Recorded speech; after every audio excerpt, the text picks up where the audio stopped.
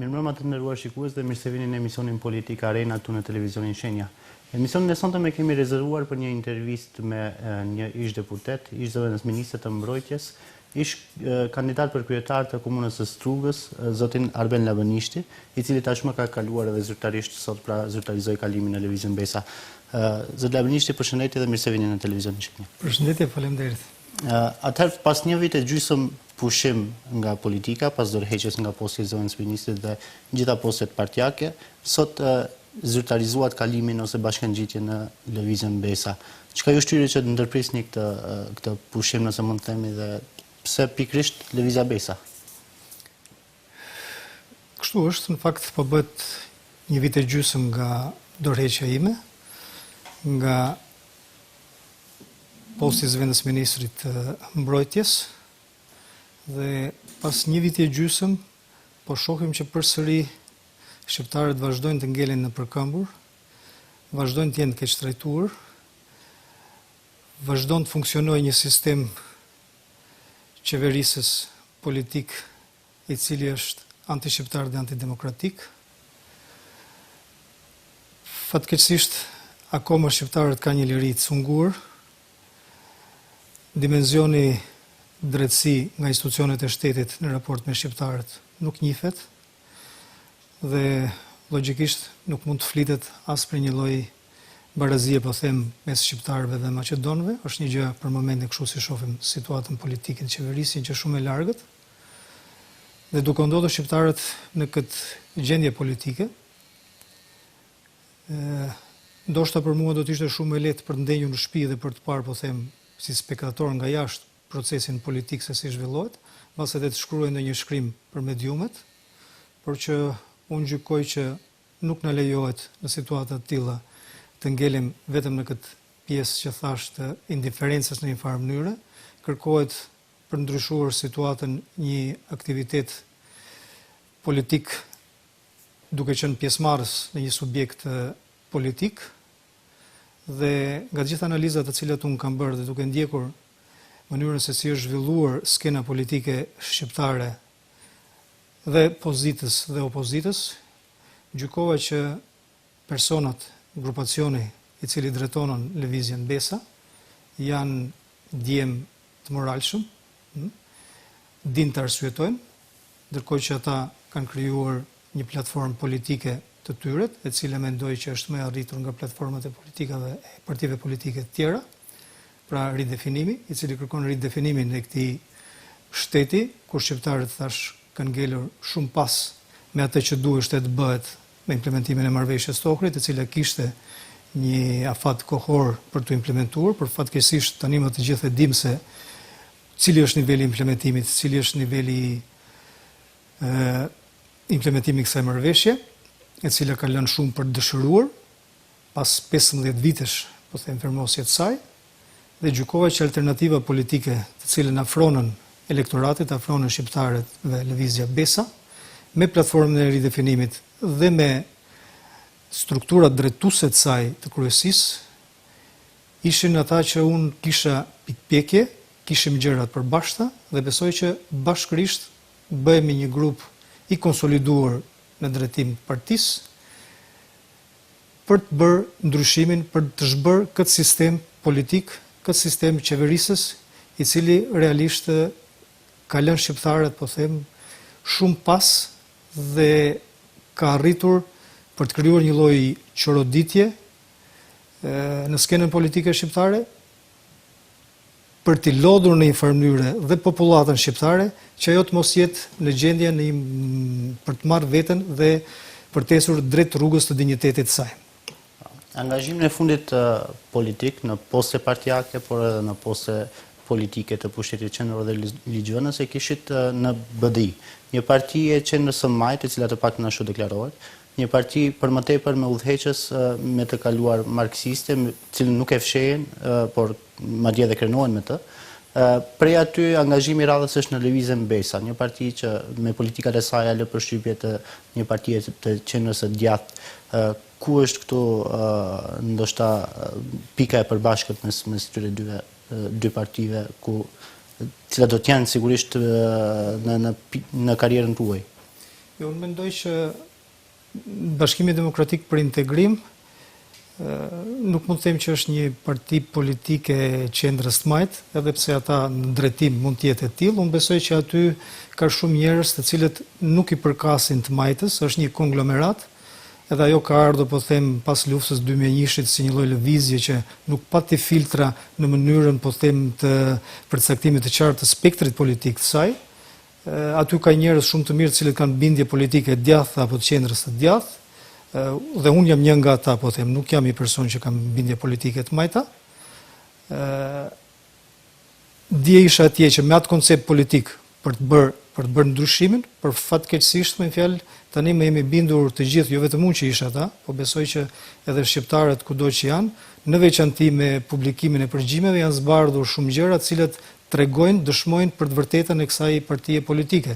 Dhe ndoshta dëshmia më e mirë është mos implementimi i marrëveshjes Ohrid, se unë besoj që objektivi i marrëdhënieve të Bashkimit Demokratik për Integrim, po dhe të partive politike shqiptare pas 2001-shit, në raport me popullatën shqiptare dhe me politikën maqedone ka qenë implementimi i marrëveshjes Ohrid, që fatkeqësisht është një marrëveshje e cila u anashkalua, u tradhtua nga këto parti politike. Edhe nga pala shqiptare, po dhe nga pala maqedone, se dhe ajo ka pas detyrim për implementimin e saj, se ka firmosur, po them, këtë marrëveshje, e cila ndërpreu konfliktin e vitit 2001.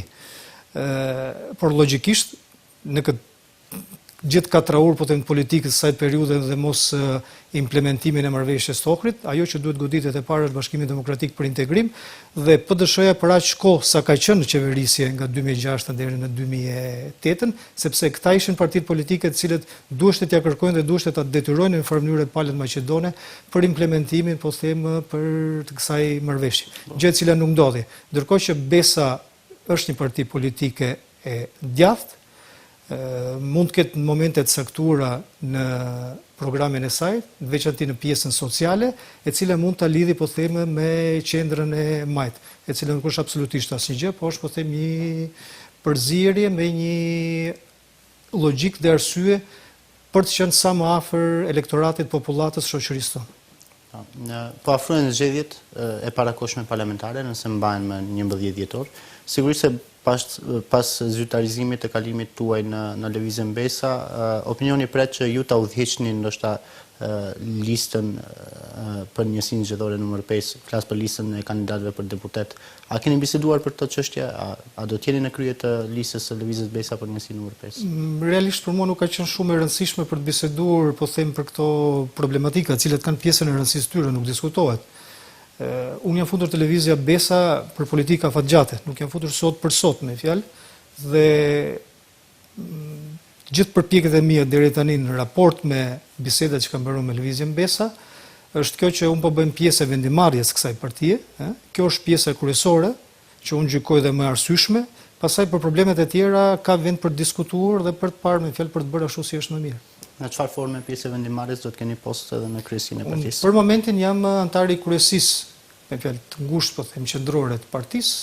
Më pas, ndoshta, me fjalë, mund të avancojmë në drejtim dhe me pozicione të tjera. Pas jemi edhe në prag të zgjedhjeve, sigurisht e potencoj për së dyti nëse mbahen më 11 dhjetor. Çfarë prisni nga këto zgjedhje? Anketat e fundit tregojnë se lëvizja Besa jo vetëm që po konsolidohet si partia kryesore opozitare me shkëputje të theksuar nga partitë e tjera, por edhe dallimi me BD-n është gjithnjë më i vogël. A është momenti i pjekur që ndoshta t'i jepet goditja e fundit BD-s në këtë zgjedhje, pra të ndryshohet pushteti që tek shqiptarët po zgjat 8 vite dhe 3 mandate parlamentare? Realisht unë këtu nuk jam për të sharë fyer dhe ofenduar askënd. Jam këtu për të thënë të vërtetën, të argumentuar të kësaj periudhe politik bërjes të partive në qeverisje dhe në njëjtën kohë për të afruar alternativën e partisë që më tani unë jam pjesë e saj, elektoratit ton, popullatës ton, çdo herë me idenë e fitores. Dhe gjykoj që qeverisjet e Bashkimit Demokratik për Integrim deri në ditët e sotme nuk kanë arritur të mbrojnë interesat e shqiptarëve me formatin në cilin është kërkuar dhe ata kanë premtuar në zgjedhjet parlamentare, po dhe në platformën e tyre politike që është Marrëveshja Kornize Ohrit, si një dokument i cili ndërpreu luftën e vitit 2001 dhe thash ishte një detyrim i partive politike në qeverisje, institucioneve të shtetit për ta implementuar. Në këtë drejtim Bashkimi Demokratik për Integrim me keqardhje ka dështuar. Ne jemi të gjithë dëshmitar, po them, të saj dhe logjikisht kërkohet një ndryshim. S'është thjesht Bashkimi Demokratik për Integrim. Kemi të bëjmë me një sistem të tërë. Ka pjesën e saj, po them, Partia Maqedone e Qeverisje VMRO, i cili logjikisht po të shofish, thash, me analizat detajura po të bësh, po dhe me ata që kanë zbardhur përgjimet, tregon që është një sistem jo demokratik dhe anti-shqiptar. Dhe ky sistem për mendimin tim duhet zhbohet. Dhe unë besoj që në 11 dhjetor, platforma e lëvizjes BESA, me ridefinimin, me strukturimin e saj, me përhapjen në çdo cep ku ka shqiptar, duke quar të vërtetën e realitetit të politikës deri tanishme dhe pozitës shqiptarëve, dhe duke ofruar një platformë politike të detajuar, të mirë studiuar, të argumentuar, po them në gjëra dhe vizionare, unë besoj që ne në zgjedhjet e 11 dhjetorit do të jemi fitus dhe do të hapet një faqe e re për shqiptarët me alternativën tonë, që shqiptarët të jenë dinjitoz dhe në një të ardhme shumë të afërt të jenë barabartë me palën maqedone. Dhe besoj këtu do shtoj diçka tjetër. Pala maqedone besoj që ka pasur shumë të qartë. Implementimi i marrëveshjes të Ohrit hapte rrugën e barazisë shqiptarëve me maqedonët. Dhe kjo ka qenë një arsye shumë e fortë ata për të thënë stop, por fatkeqësisht arritën për ta realizuar këtë qëllim tyre të mbrapsht nëpërmjet të shqiptarëve dhe kjo është shqetësuese. Shteti realisht në situatën e sotshme duhet të ridefinohet. Shqiptarët duhet të jenë barabartë me maqedonët. Logjikisht për këtë kërkojnë ndryshime kushtetuese. Edhe nëse fitoni legitimitetin e popullit, besoni se mund të arrini ridefinimin që e synoni, sepse shohim se akoma pa hyrë BESA as në parlament, as në qeveri sigurisht, ka një rezistencë të fortë, sidomos nga VMRO DPMN-ja kundër platformës ridefinimi. Si do të arrini që ta jetësoni këtë platformë? Për të gjitha gjërat të cilat janë në interes shqiptarëve, të gjitha gjërat të cilat i bëjnë shqiptarët dinjitos, logjikisht me fjalë nga politika e mbrapsht maqedone ka rezistencë. Në rezistencën e kemi parë, po them, periudhën e fundit që bëjnë partitë maqedone, VMRO-ja në veçanti, për platformën e ridefinimit. Nuk presim që ata të thonë gjëra më të mira dhe të planojnë këtë platformë, po them, po lëvizja BESA besoj që ka kuadrin e saj të kompletuar, me fitoren dhe me futjen në parlament të sasisë nevojshme të deputetëve, do të rezistojë dhe unë mendoj që me logjikën e saj do të gjejmë mekanizma që ne të hapim rrugën e implementimit të programit ton politik të ridefinimit. Logjikisht kjo nuk do ndodhi brenda natës, është e kuptueshme, por nuk do të jetë kjo që ka ndodhur deri tani me partitë politike shqiptare. Ne do të jemi të prerë në raport me palën maqedone. Shqiptarët duhet të jenë barabartë me maqedonët. Do t'i kthehemi sigurisht edhe shkëputjes tuaj nga BDI në prill të vitit e kaluar, të vitit 2015, dha dorëheqje nga posti i zëvendësministrit të mbrojtjes, njëkohësisht edhe nga gjitha postet partijake që nuk ishin pak në atë kohë. Çfarë ju shtyri juve që të merrnin një hap të tillë? Sigurisht në kohën kur BDI-ja ishte në pushtet dhe jo shumë largime bëhen nga partitë në pushtet. Për mua nuk është qetësues të qenë të emocionit në pushtet të një partie politike. E rëndësishme është, po them, kursi politik që ndjek një parti politike dhe strukturat e saj drejtuese. Fatkeqësisht BDI-ja çalonte shumë në këto dy shtylla shumë të rëndësishme për politikbërjen. Përsëri po kthehem te përgjimet, edhe pse më parë ndoshta mund të kishte të dhëna që brenda kësaj partie ka një lloj drejtuesish të cilët mund të jenë të korruptuar, por kjo pak a shumë mori rrugën e saj për ta kuptuar në masë më të gjerë popullata shqiptare me përgjimet. Ishte një shtyllë e cënuar rënd, struktura e saj, janë përfolur shumë emra.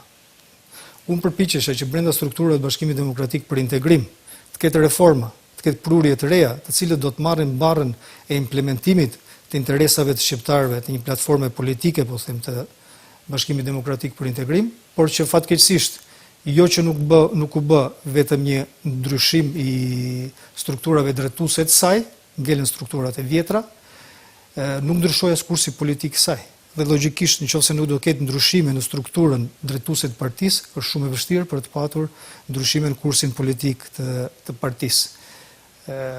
Në fakt, ka treguar ndodhi që ka ndodhur në një vit e gjysmë dorëheqjes time që unë kisha të drejtë. Nuk shohim asnjë lloj reforme brenda Bashkimit Demokratik për Integrim. Aty kemi të gjitha figurat e vjetra të përfolura. Kursi i Bashkimit Demokrat Politik i Bashkimit Demokratik për Integrim vazhdon me të njëjtën logjik, deri aty sa ata nuk kanë arritur as të pozicionohen me konceptin që ka faktorin ndërkombëtar për problemin e politik dhe të shtetit, po them këtu tek ne. Këto ishin dy shtylla të mjaftueshme, të cilat po them ishin shumë larg me konceptin tim politik, me logjikën dhe me atë që unë pretendoja, që unë të mos jem më pjesë e kësaj partie politike. Në arsyetimin tuaj, pavarësisht nga pozicionet që kisha, po them në atë kohë. Në arsyetimin tuaj të publikuar një ditë para dorëheqjes zyrtare, kishit shkruar se keni pasur edhe përplasje të hapura në kryesinë e partisë, pra keni kundërshtuar politikat edhe në kryesinë e partisë përpara se të jepni dorëheqje. Çfarë kishte ndodhur më saktë? Keni përmendur edhe çështjen e stemës që ishte aktuale atë kohë. Çfarë ka ndodhur më saktë në këto mbledhje partijake?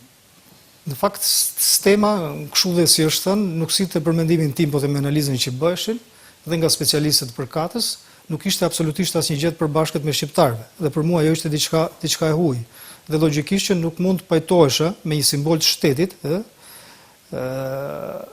të cilin nuk gjija identifikimin, po them, dhe të shqiptarëve.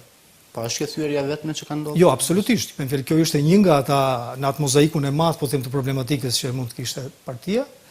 Dhe unë kam dalë hapur në kongresin tematik të partisë, kam folur për këto gjëra të cilat janë bërë publike edhe nëpërmjet mediumeve, për mungesën e lirisë, së drejtësisë dhe barazisë, po them, në vend,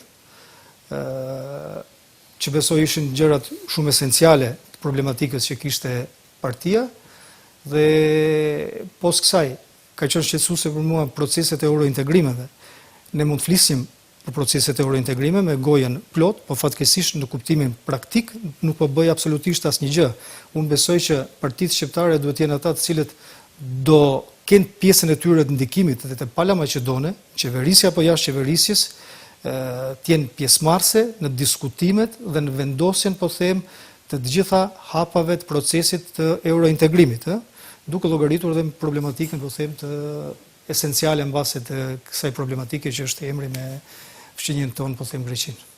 Po, kujtojmë se pikërisht në mandatin e fituar në vitin 2014, arsyetimi Ali Ahmetit ishte se ka bërë një ristrukturim të pikave kryesore gjatë negociatave për qeverinë, duke vendosur integrimin para çështjeve etnike.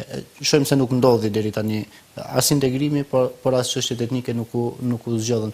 Më intereson sepse ka një përshtypje se kryetari i BDI-s është në rregull, është ai që mban frenat e partisë, mirë po ka një grupacion rreth tij që e dëmton BDI-n.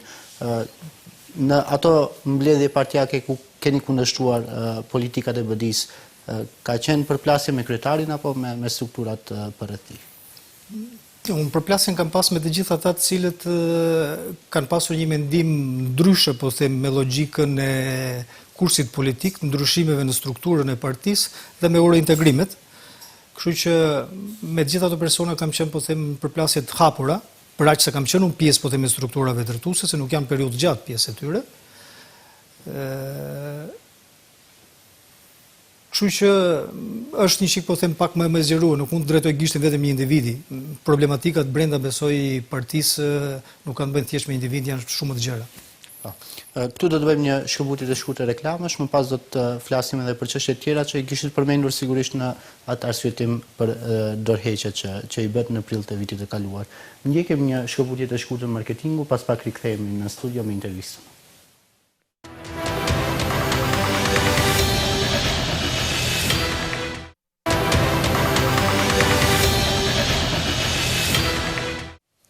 Jemi rikthyer në studio me emisionin Arena. Zhvillojmë intervistë me zotin Arben Labënishti, ish deputet dhe ish zëvendësministër nga radhët e BD-s, prej sot ju ka zyrtarizoi pra bashkëngjitjen në Lëvizjen Besa. Zoti Labënishti, do të kthehemi edhe një herë te arsyetimi që keni bërë kur dha dorëheqjen nga gjitha postet partijake, por edhe nga posti që mbanit në atë kohë pra zëvendës ministri i mbrojtjes. Keni përmendur tradhtinë që ju është bërë në zgjedhje lokale në Struk të vitit 2013. Për çka më saktë bëhet fjalë, sepse asnjëherë nuk është shpjeguar në opinion kjo. Unë asnjëherë s'kam kërkuar për të qenë kandidat për kryetar të komunës Strugës. Ishte një përzgjedhje partisë pas sondazheve të bëra dhe analizës të bërë në terren, u gjykua me fjalë në atë periudhë që unë isha figura më e arsyeshme për të kandiduar dhe për të garuar për pozicionin e kryetarit të komunës, por fatkeqësisht periudha e fushatës për zgjedhjet vendore 2013-s ka shumë dëshmi dhe periudha pas saj, shumë dëshmi që fatkeqësisht unë u tradhtova nga partia. Arsyet pse ka ndodhur dhe si ndoshta duhet kërkuar dhe ju si gazetar po them me investigimet tuaja që të bani do gjeni detajet ndoshta për këtë. Kjo ngel një pjesë po them e historikut procesit politik dhe pjesëmarrjes time po them në politikë, e cila ndoshta në një moment caktuar në mënyrë më të detajuar me kujtimet e mia do të shpaloset për të thënë të vërtetën ashtu si unë e di dhe të argumentuar, po them, të periudhës të zgjedhjeve të vitit 2013. Pak javë para shpalljes së kandidaturave, unë në median që punoj atëherë kisha një intervistë me zotin Ramiz Merko, i cili ishte një prej kandidatëve të brendshëm për kandidaturën e kryetarit të komunës, dhe ai e pranoi hapur që ka kërkuar nga lideri i BD-s Ali Ahmeti që të kandidohet. Më pas ndodhi ajo që ndodhi, u kandiduat ju.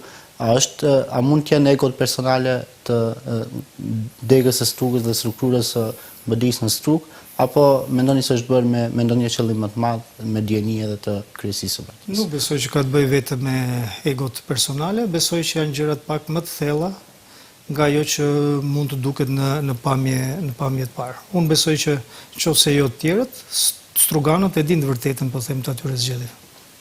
Sepse nëse shohim edhe numrat e dëshmojnë këtë, në zgjedhjet parlamentare të vitit 2011, dallimi BD-PD-s ishte 3-2. Në zgjedhjet e 2014 ishte 5-1, sigurisht edhe me atë bojkot të zjarrin Selës, ndërsa në zgjedhjet lokale të vitit 2013 ishte 11-1 me 9.000 për PD-s-n. Pra është nëse diçka tjetër jo, numrat e dëshmojnë se nuk është ajo strukturë që ka votuar gjithmonë BD-n, pra nuk keni marrë përkrahjen e strukturës. Unë besoj që nuk ka të bëjë thjesht me përkrahjen e strukturës, tash janë gjëra më të thella. Periudha e zgjedhjeve 2013 është një histori në vete, e cila ka shumë pika të errta, po them, për partinë dhe drejtuese e partia aty ku isha unë, po thash gjëra të cilat me fjalë po them do bëhen publike ndoshta me kalimin e kohës në një moment po them ku e di mbas edhe të pleqërisë time kur unë do të shkruaj kujtimet e mia për të thënë vërtetën, po them ashtu si e di unë këtyre zgjedhjeve. Megjithatë, ju mund të pyesni dhe drejtuesit e partisë aty ku isha unë se ata e dinë vërtetën e këtyre.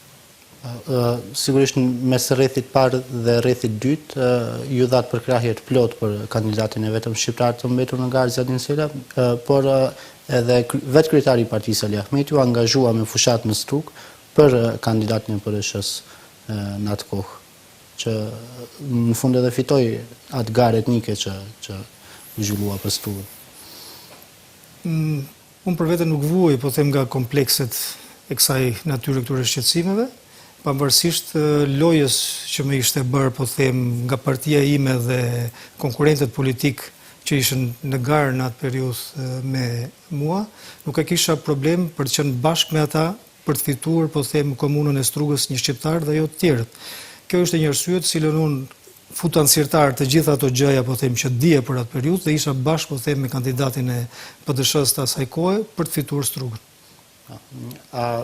A do të shohim një kandidaturë tuaj sërish në zgjedhjet të cilat janë 4-5 muaj larg, ndoshta që të rregullohet kjo padrejtësi që ju është bërë në vitin 2013? Unë ju thash dhe më parë me fjalë që bërja pjesë e lëvizjes Besa ka të bëjë, po them, me pjesëmarrjen time në vendimarrjen kësaj partie. Unë jam futur këtu me një ide, po them, afatgjatë gjërave për të bërë politikën e shqiptare, dhe për mua shumë e rëndësishme është që ne të arrijmë të realizojmë platformën tonë politike që kemi, qoftë me njerëzit tanë që do t'i kemi në parlament, qoftë në qeverisje, nëse do plotësojnë kushtet të cilat ne kërkojmë, po them, për qenë pjesë e qeverisjes në raport me një parti politike maqedone, qoftë duke drejtuar pushtetin lokal. Besoj që unë jam ai që do të punoj në mënyrë shumë serioze me shokët dhe me miqtë e mi që të gjitha këto tre shtylla, po them, të qëndrojnë në mënyrë shumë dinjetoze lëvizja Besa. Do të flasim pak edhe për zhvillimet aktuale politike, situatën politike në Maqedoni. Tashmë 2 vite Maqedonia është në krizë më të thellë, më të theksuar, edhe pse shumë vite me radhë është gjithmonë në një farë krize politike. A mendoni se partitë shqiptare BDI dhe PDSH e përfaqësuan si duhet elektoratin e vet dhe gjithë shqiptarët në ato bisedime politike që u zhvilluan në Përgjithësi? Jo, absolutisht. Unë mendoj me fjalë që këta 2 parti politike kanë dështuar në qëndrimet e tyre me pjesëmarrjen e tyre, po them, në vendimet kësaj marrëveshje. Dhe është situata aktuale e shqiptarëve e cila dëshmonën për këtë. Realisht, unë për veten time në momentin kur u dëgjua për një tërheqje të ministrave shqiptar nga qeverisja, mendoja me fjalë që ne do të marrim një rrugë tjetër pozitive, e cila do godiste rënd vëmëron, për fatkeqësisht të nesërmen me njerë morëm informacionin dhe lajmin që BDI kishte përgatitur listën e re të ministrave për të bërë pjesë vazhduar qeverisjen me vëmëron, që më duk komplet e parësyshme, absolutisht, dhe problematika e tjetër para se të bëhet kjo qeverisje, dhe periudha e pas qeverisjes nuk shoh ndonjë ndryshim konceptual, nuk shoh ndonjë ndryshim, po them, të kursit politik të BDI-s, së paku për të arritur nivelin e qëndrimit ndërkombëtarëve në raport me situatën, me krizën politike të vendit. Po, jemi në prag të fushatës, tashmë jo zyrtarisht shumica e partive dhe kanë filluar fushatën. Ishte tubimi i BDI-s para disa ditësh në Çajir, u shpalosën pikat kryesore që do t'i dëgjojmë edhe këtë fushat, dhe mund të themi se nuk ka diçka të re përveç asaj që e kanë premtuar në 15 vitet e fundit dhe shumicën prej tyre nuk i kanë realizuar. A mendoni se kanë rëndësi platformat dhe premtimet në këtë fushat, apo sërish do të votohet ndoshta në bazë të ndonjë interesi personal e kështu me radhë? Unë thashë edhe më parë që fatkeqësisht më rezulton që Bashkimi Demokratik për Integrim nuk ka arritur për të reformuar, në kuptimin pozitiv, po them, bëj reforma në strukturën e partisë, dhe në qëndrimin politik saj, në kursin politik saj. Pastaj gjërat tjera të cilët janë të shkruar në letër në platformën e saj politike ose pjesë e fushatës tani, po them, platformën që do kenë, janë gjëra boshe nëse ata nuk s'ke vullnetin, nuk ke kapacitetin, nuk ke dëshirën, nuk ke hapësirën e mundshme për të implementuar. Dhe më rezulton që kjo që po bën aktualisht Bashkimi Demokratik për Integrim është një lojë tjetër vetëm për të ruajtur apo për të rimarrë pushtetin, po them, për qëllime të caktuara atyre. Nuk shoh me fjalë që ka bazamente të fuqishme, të cilët me të vërtet do marrin mbi shpatulla mbrojtjen, ruajtjen apo agjendën shqiptare, po them, në vendin tonë. Po, mendoni se janë krijuar kushtet që të shprehet, të reflektohet vullneti real i popullit në ditën e zgjedhjeve, në zgjedhjet e parakohshme parlamentare? Fatkeqësisht, mua më rezulton që kemi shqetësime me ndërgjegjësimin e popullit, të elektoratit. Më rezulton që ka disa grupacione brenda popullit tonë, brenda elektoratit, janë një grup njerëzish të cilët kanë interesa me BDI-n dhe janë të shqetësuar, po them, nëse ajo do tumte, janë të lidhura pas tyre interesave. Është një grupacion tjetër njerëz të cilët e kanë frikë pushtetin, dhe aktualisht pushteti është BDI-ja, me idenë e një aktmarrje, po them, nesër. Është një grupacion tjetër njerëz që fatkeqësisht shpesh e keqja mund t'ju duket e mirë dhe e mira mund t'ju duket e keqe, pa përcaktuar se si janë këto si përqindje, se kërkon një studim të mirë, po them, sociologjik. Dhe është një grupacion tjetër njerëz të cilët janë përgjithshëm, janë ndërgjithshëm, dinë realitetin e gjërave, duan të punojnë për progresin, po mbase si numër në raport me këto 3 grupe të tjera janë më pak.